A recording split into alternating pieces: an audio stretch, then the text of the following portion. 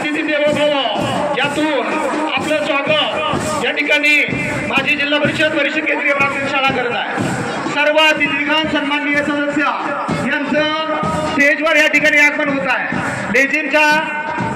लेझिमच्या तालावर सर्व